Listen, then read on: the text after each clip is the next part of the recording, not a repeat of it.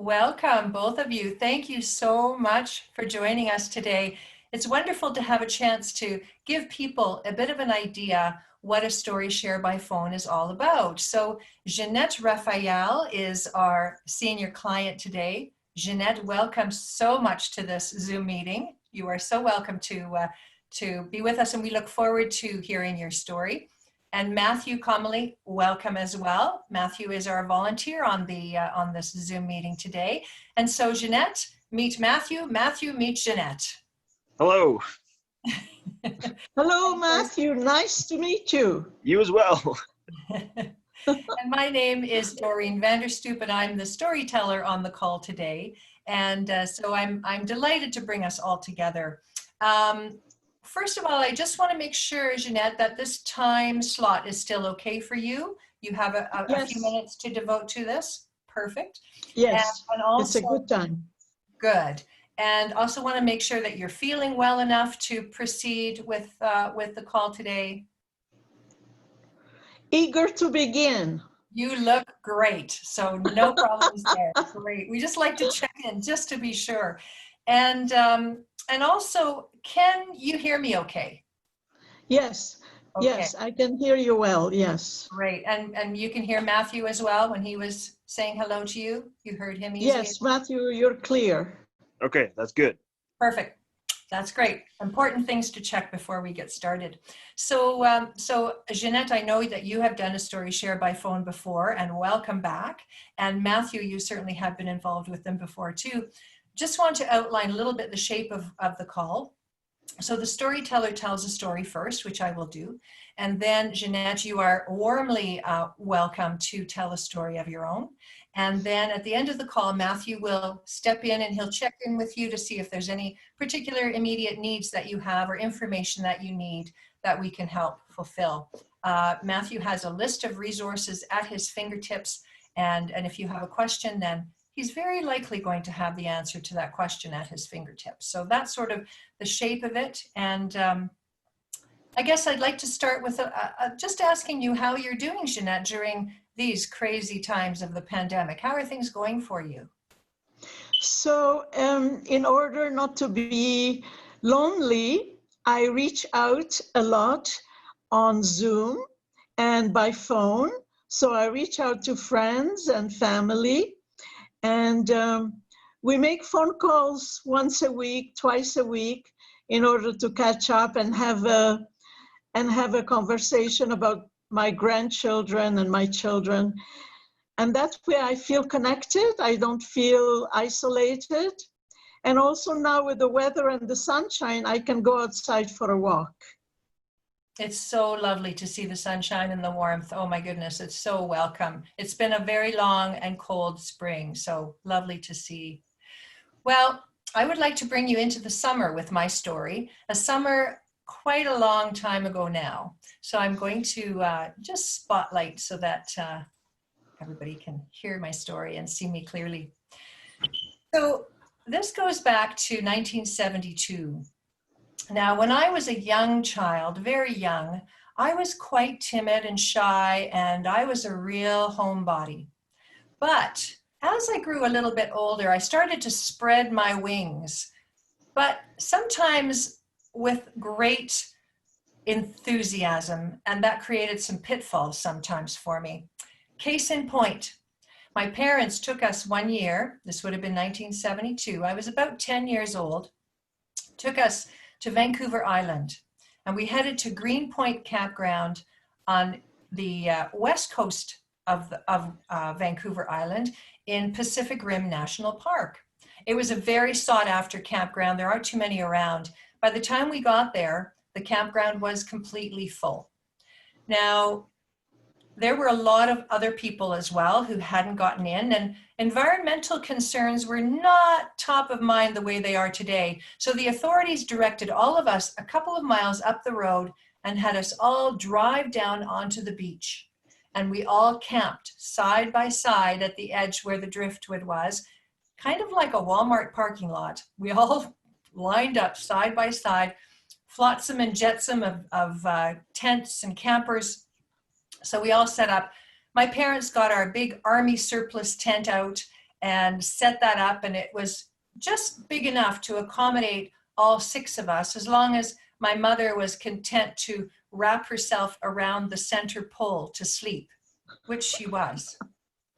Now the trick, of course, the trick to getting a spot in the Greenpoint campground was to go very, very early the next morning and grab a spot that had been vacated.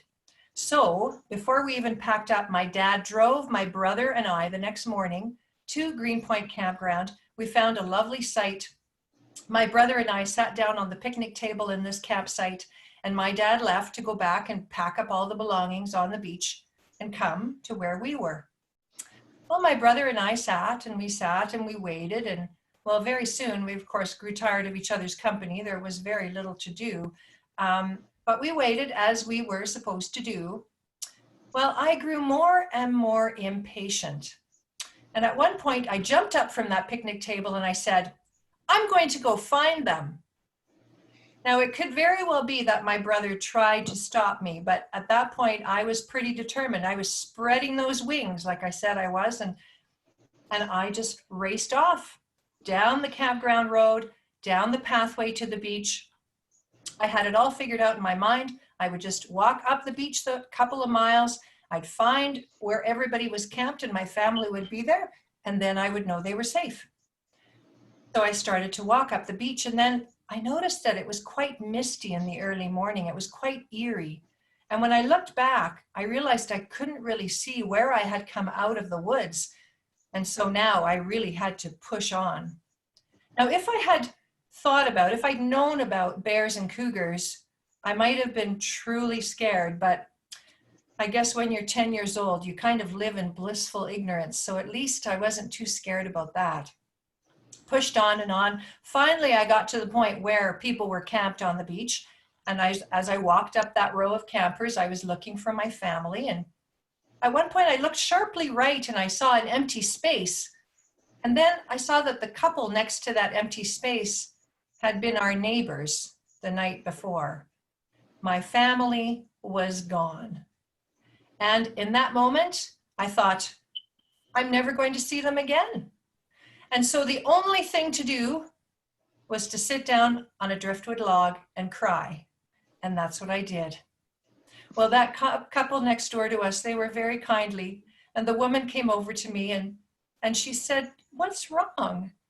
And I told her, I explained through my sobs what had happened. And she said, don't worry. She said, don't worry. We'll take you to the campground. You'll find your family again. So I sat there and I waited. Now, in my 10-year-old impatient mind, I thought it took way too long for them to brush their teeth, for her to brush her hair, for him to shave, for them to pack up their tent, pack up all their belongings. But finally, everything was in the trunk of their car, and I hopped into the back seat, and off we went. Well, we arrived at the campground, and there was my family waiting, wondering where I was. I barely waited for the car to stop, and I jumped out of the car and I ran into my mother's arms, and I left it to my mother to thank my benefactors for driving me back to meet up with my family. Now that was an important lesson for me, because I learned that my wings that day were clipped by circumstances, and it taught me something important, that when you're going to have an adventure, it's better to plan for it than to hurl yourself into it. And that's the end of my story. Thank you. Thank you. Thank you for listening.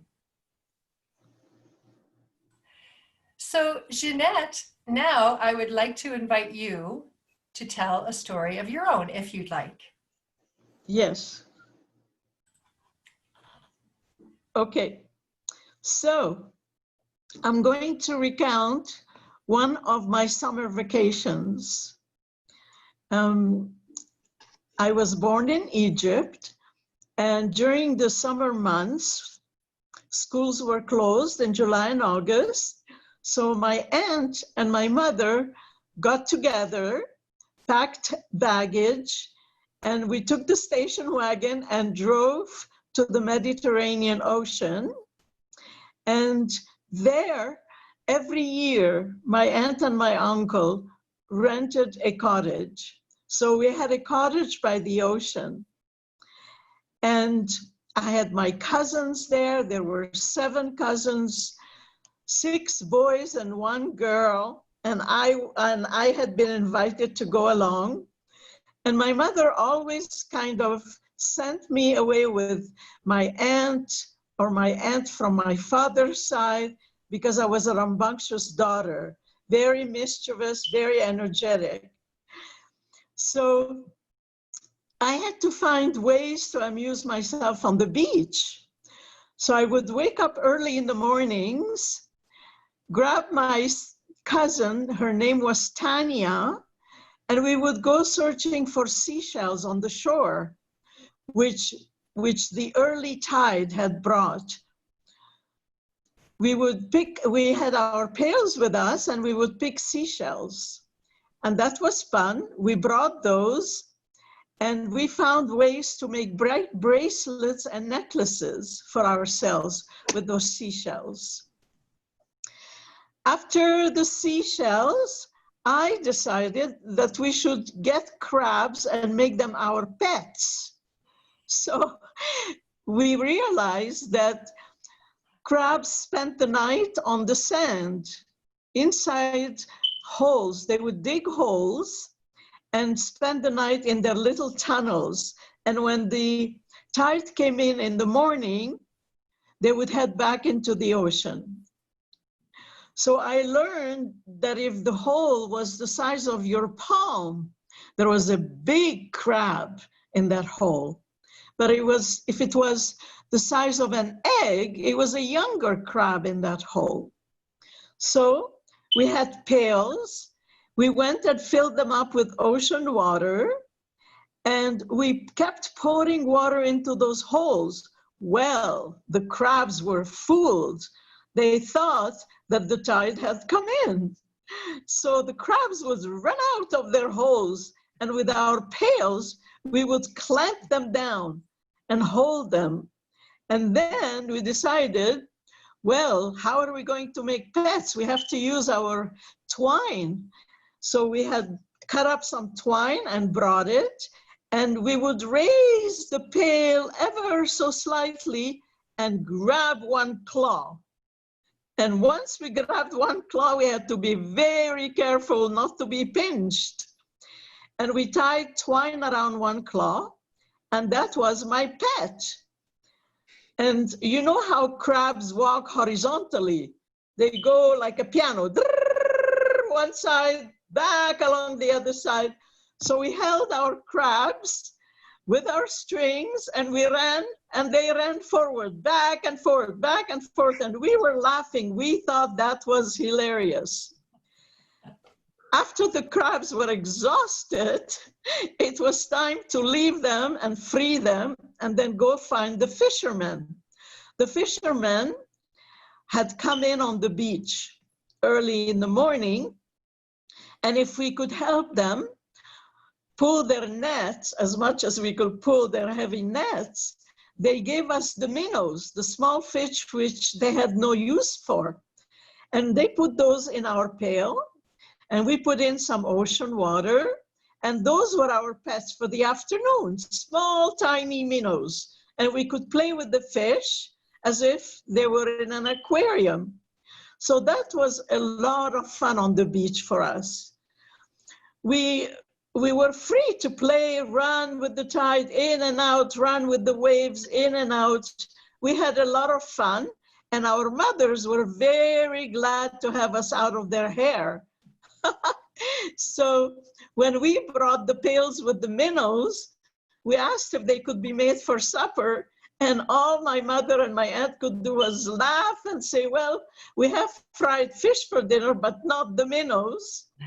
So I was a very active, energetic young girl, and I could always be counted upon to come up with ideas, to have fun, to run, and to discover things. There was a streetcar that came on the beach, and also there was a man who came and sold those sweet rings. It was made out of sesame and and bread dough, and they would sprinkle it with either coarse salt, like pretzels, or sweet cinnamon and sugar. So with our sandy hands, we ate these, so it was salty and sweet. And we had, I remember, lovely memories of my childhood on the beach. That is wonderful, wonderful. And I have to say, for anybody who's watching this after, you know, we record it and post it, there was no plan between Jeanette and I. We just happened to both tell stories about going to the ocean with our families. What a coincidence, isn't it, Jeanette? Yes, yes, it's a wonderful time for summer vacation for children and their parents and relatives to make memories. Exactly, exactly. Yes, and we certainly did the same. So I wanted to ask Matthew too to weigh in on the holiday thing. Do you remember going to the beach with your family too? Did you do that on a regular basis, Matthew? Well, my dad works a lot, and we have a trailer up near Sylvan Lake, so really basically only a couple times a summer we would go up and just spend a weekend at the trailer. But other than that, it was kind of just we stayed home a lot of the time because I had a kind of decently boring childhood. But I wish I had stories of kidnapping crabs. That was awesome. That was really awesome. I've never heard of anybody making a crab a pet. That was pretty awesome, Jeanette. And I'm actually going to Sylvan Lake this weekend, Matthew. There is nothing wrong with going to Sylvan Lake. That is a lovely place to go. It's beautiful. Yeah, it's yeah, different kind of beach experience, right? yeah, it's crowded, but Exactly. Yeah. No crab pets at Sylvan Lake, unfortunately. yeah. So Matthew, why don't I ask you to step in now, and you can do your thing as the volunteer on the call.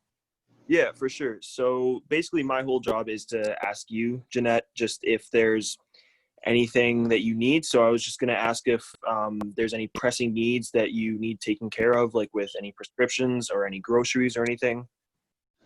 Yes, so I heard on the news that the government is funding a special benefit for seniors because of, first of all, because we have to repeat our prescriptions every month.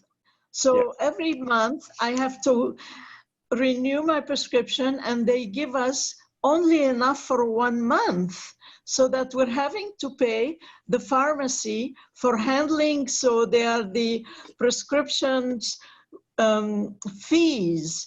So they have to handle and cut the pills into quarters and all that. So we're paying a prescription fee every month to have our medications apportioned to us monthly. And another thing, I heard also that we're getting a government benefit of about $400, $500. And I wanted to ask, how does a person who is a senior qualify for that government benefit? Yeah, so I actually conveniently have some notes on that very topic. So basically it's called the old age, or maybe that's not the name of it, but it's a one-time payment and you don't need to apply for it. The government just sends you a check, or if you are signed up with direct deposit with the government, they'll just deposit it in the week of July 6th. So that's about a month away.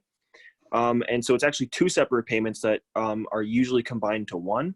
So if you are eligible for the old age security pension, you'll get $300.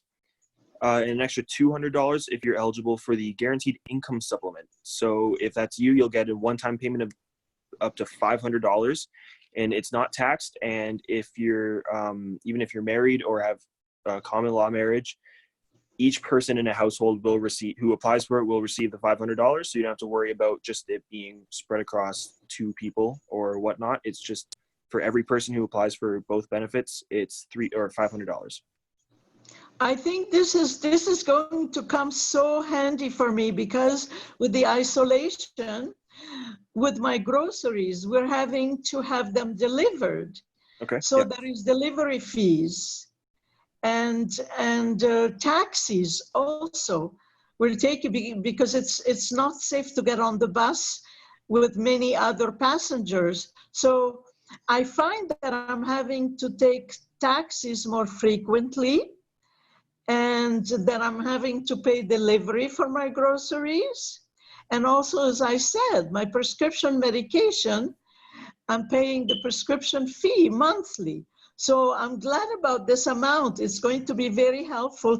Is it a one-time benefit, Yeah. Matthew? Yeah, It's a just one-time benefit. Yep. It's one-time benefit. And Well, it will I be would coming say next month. next You'll be getting month, either a check in the mail or a direct deposit. direct deposit. Well, I have direct deposit when I do my income tax return. Yeah, so you'll the get a direct government has, it'll be a direct deposit. Well, Yep. I'm grateful for that amount. That will be helpful. Yep. Yes. For sure. Thank you very much, Matthew, for that information. Having that at your fingertips was great. And Jeanette, again, just want to thank you warmly for joining us on this call and for your wonderful story. I think you transported both Matthew and I to Egypt and that beautiful Mediterranean beach. We could picture it all. You are a wonderful storyteller. Thanks so much for joining us. And Matthew, thank you as well for your great job as a volunteer with StoryShare by phone. So it's been a delight to speak with both of you, and I'm sure we'll speak again sometime. And until then, take care and be safe. Thank you. It was my pleasure and very enjoyable to be with you. Great, thank you. Have a Yes, lovely thank you. day. Okay, You as well. you too. Take care. Bye-bye. Thank you. Bye-bye.